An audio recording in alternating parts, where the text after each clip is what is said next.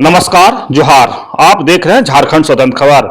जिस तरह से मणिपुर के घटना पर लगातार खबर भी छपती है, लोगों को इस पर कहीं ना कहीं लग रहा है कि मणिपुर पर अब कोई ध्यान भी नहीं दे रहे हैं। तो उसी तरह से कल हेमंत सोरेन बोले हैं कि मणिपुर जो है न गृह मंत्री जाते हैं न प्रधानमंत्री जाते हैं। और मणिपुर में जिस तरह से लगातार दंगा फसाद बढ़ रहा है, जिस तरह से खबरों में आ रहा है कि वहां विधायकों का घर भी जलाया जा रहा है, तो तमाम बात करने के लिए हमारे साथ लेखक लक्ष्मण डुंगडुंग है। उन्हीं से जानेंगे कि मणिपुर का जो घटना है आज 1-1.5 साल से लगातार चल रहा है, लेकिन वहां पर केंद्र सरकार की तरफ से शायद कोई पालन नहीं किया जा रहा कि वहां पर दंगा रुके। तो इसी पर हम बात करेंगे लेखक लक्ष्मण डुंगडुंग से और जानेंगे कि क्या इस पर बात है। राजोहार, मणिपुर के जो घटना है लगातार 1-1.5 साल से ऊपर से चल रहा है और कई लोग वहां अगजनी हो तमाम बात लेकर के हत्या तमाम हो रहा है, लेकिन कहीं से मैंने न गृह मंत्री न प्रधानमंत्री इस पर बात नहीं, मुखर होकर बात नहीं रख रहे हैं। देखिए, यह दुखद बात है कि हिंसा लगातार जारी है, लेकिन देश के माननीय प्रधानमंत्री मोदी जी वो चुनाव कैंपेन में व्यस्त हैं। उनको विदेश जाने से फुर्सत नहीं है, तो विदेशों में घूम रहे हैं, दुनिया घूम रहे हैं, देश के अलग अलग राज्यों में जहां जहां चुनाव वहां घूम रहे हैं, लेकिन उनको मणिपुर से कोई मतलब नहीं है। आप समझ लीजिए कि इससे जो पहला जो दौर था हिंसा का मणिपुर में, उस समय में आदिवासी बेटी बहनों को नंगा घुमाया गया, बलात्कार किया गया। इवन एक आदिवासी बेटी को बलात्कार करने के बाद जिंदा भी जलाया गया। उसके बावजूद देखिए कि वहां के मुख्यमंत्री जो हैं उनको वहां से हटाया नहीं, कोई कार्रवाई नहीं किया। एक बार वहां पे गृह मंत्री गए थे, लेकिन उससे कुछ हुआ नहीं। और यहाँ पर झारखंड में आके यह जुमला फेंक रहे हैं कि यहाँ की बेटी बहनों को हम बचाएंगे, यहाँ का जमीन माटी को हम बचाएंगे। अब देखिए, मणिपुर में आग किसने लगाया? आग इन्होंने ही लगाया है। वहां अगर मणिपुर आज जल रहा है, वहां हिंसा हो रही है, बेटी बहनों के साथ बलात्कार किया जा रहा है, हत्याएं हो रही है, जिंदा जलाया जा रहा है इंसान को, तो वहां आग आरएसएस और भाजपा ने ही लगाया है। वहां कुकी और मैती के बीच में उसी तरह का आग लगाया है जहां झारखंड में ये लोग सरना ईसाई का आग लगा के रखे हुए हैं। और वहां मसला किसका है? वही बेटी माटी और रोटी का मामला है कि ये जो कुकी लोग हैं वहां का 90% जो वहां का क्षेत्रफल है मणिपुर का, वहां वो लोग रहते हैं। और मैती जो है वो लगभग 10% इलाका में रहते हैं। तब वो चाह रहे हैं कि उनको वहां आरक्षण मिल जाए, उनको भी एसटी का दर्जा मिले, उसके साथ साथ उनको वहां पूरा कुकी जो है उनकी जमीन खरीदने का अधिकार मिले। हाँ, तो यही तो माटी बेटी रोटी का लड़ाई हो रहा है वहां। इसी की वजह से वहां पे बलात्कार, हिंसा सब कुछ हो रहा है।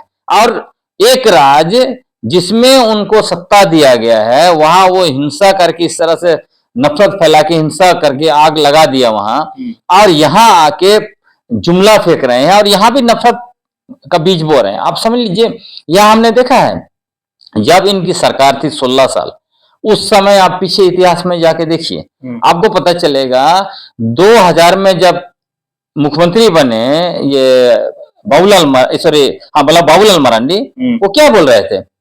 आदिवासी हिंदू है, हिंदू है बोल बोल के। उसके बाद फिर जो है कि छत्तीसगढ़ से जुदेव जो है कि दिलीप सिंह जुदेव यहाँ पे आते थे और धर्मांतरण जो है कि आदिवासियों का घर वापसी के नाम से उनका हिंदूकरण खूब हो रहा था। हाँ, और धर्मांतरण का उन्होंने पूरा जो है कि परिभाषा बदल दिया। जो सिर्फ आदिवासी ईसाई धर्म को मानता है वो धर्मांतरण है, और वो हिंदू बना रहे हैं वो घर वापसी है। बताइए, ये कहाँ का मजाक है? धर्मांतरण उधर भी जम के कर रहे हैं, उसको दिखा रहे हैं घर वापसी है। ऐसा करके नफरत फैलाया। उस समय में आप देख जाएंगे इतिहास में तो आपको पता चलेगा कि जम के सरना ईसाई हर समय में खाली अखबारों में स्वर्ण मीडिया सिर्फ सरना ईसाई करके इनको सत्ता में बरकरार रखी थी। लेकिन जैसे ही सेकेंड टर्म मतलब बीच में सत्ता चली गई, और जब 2014 में इनके पास आया सत्ता फिर से, और फिर से सरना ईसाई करके जब सीएनटी एसपीटी कानून को इन्होंने संशोधन कर दिया, जो आदिवासियों का सुरक्षा कवच हम आदिवासियों का कहा जाता है, और हम लोग उसको मानते हैं ये मामूली दस्तावेज नहीं है, हमारे पूर्वजों के खून से लिखे गए दस्तावेज हैं। उसको 3 मिनट में संशोधन किया बिना जो है कि वहां पे कुछ चर्चा किए हुए विधानसभा में। इसके अलावा लैंड बैंक बनाया, 21 लाख एकड़ जमीन को वहां डाला, उसमें हम आदिवासियों का सरना मसना सामाजिक मतलब खेल मैदान गोचर गांव में छाहूर बोलते हैं उसको से लेके सभी तरह का जमीन को डाला, वन भूमि को डाला जो हमारा वन अधिकार कानून के तहत हमें अधिकार मिलना था। तो ये सब चीजें हम लोगों ने देखा।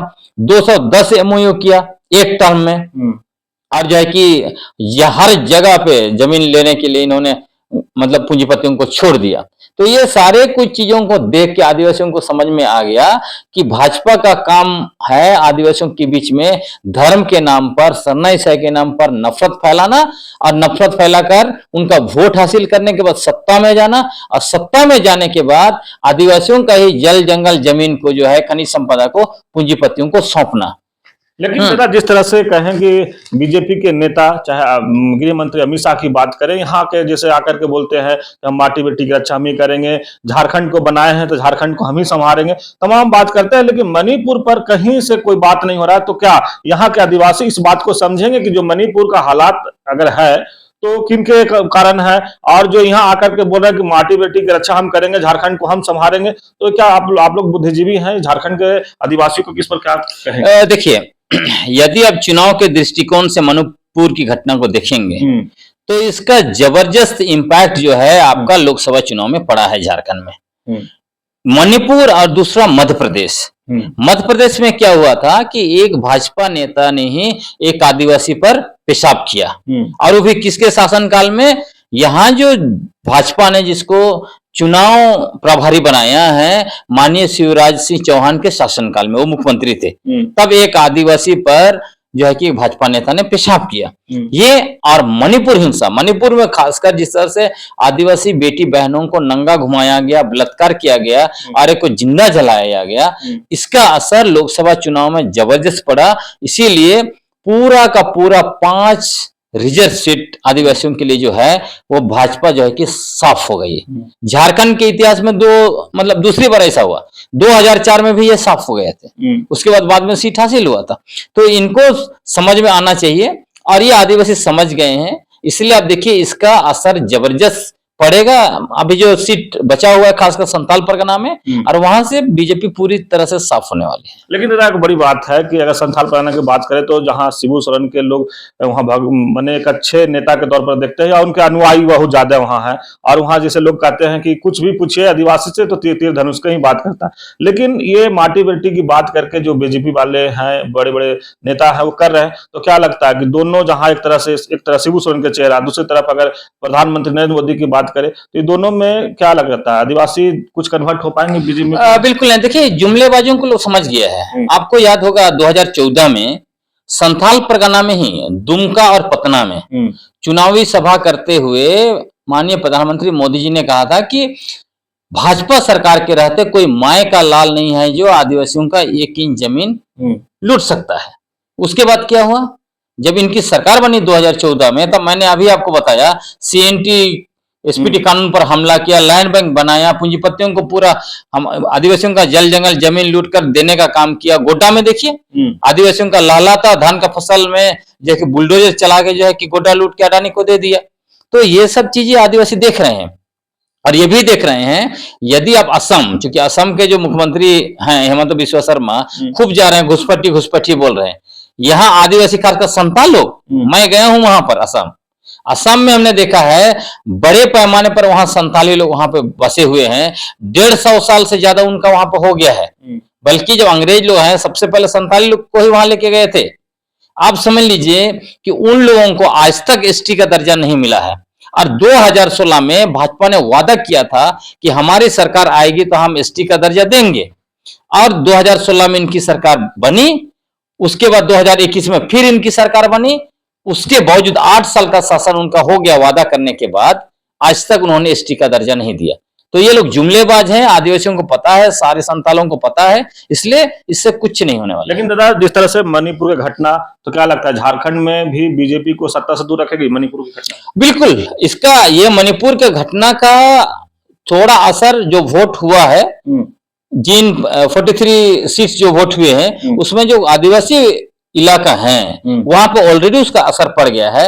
ये वाले जो हिंसा जो हो रही है मणिपुर में दोबारा, शायद इसे चुनाव से पहले, वोट से पहले हुआ रहा था तो शायद और भी ज्यादा असर पड़ता उसका, लेकिन संथाल परगना में इसका बहुत जबरदस्त असर होने वाला है कि आदिवासी समझ गए हैं कि इससे ये भी और एक आदिवासियों के दिमाग में घुस जाएगा कि भाजपा जो है कि ये सिर्फ जुमलेबाजी करते हैं, ये जब सत्ता में पहुंच जाते हैं उसके बाद पूंजीपतियों के लिए काम करते हैं, इसके अलावा आम जनता से इनको कोई मतलब नहीं। सत्ता और पूंजीपति, इसके अलावा इनको कोई मतलब नहीं आम जनता से। चलिए, लेखक इलेक्शन डोंग बहुत अच्छी बात कहे कि मणिपुर के घटना जो है बीजेपी को झारखंड में सत्ता से दूर रखेगी। और जिस तरह से ये लोग लगातार, अगर संथाल की बात करें या झारखंड की भी बात करें, कि कह रहे हैं कि झारखंड को हम ही संभालेंगे, झारखंड को बेटी रोटी की समस्या को हम ही दूर करेंगे, रक्षा करेंगे, तो ये सब तमाम बात जो मणिपुर की घटना फिलहाल जो हो रहा है वो सब मटियामेट करके एक बार फिर लगता है कि जो जितना भी लुभाने की कोशिश कर रहे हैं झारखंड के आदिवासियों का, वो मणिपुर की घटना वो पलित कर दे रहा है, उसको मटियामेट कर दे रहा है। और फिर एक बार आदिवासी जो है जिस तरह से मणिपुर घटना को देखते हैं, उसको देखते हुए कहीं ना कहीं जेएमएम की तरफ, कांग्रेस की तरफ लोगों को झुकाव होता है और बीजेपी का जो उस घटना को याद करते हैं। इसी के लेकर के लगता है कि मणिपुर की जो घटना है वो झारखंड में बीजेपी को सत्ता से दूर रखेगी। तो इसी तरह खबर को देखने के लिए आप झारखंड स्वतंत्र खबर जुड़े रहिए। जोहार, नमस्कार।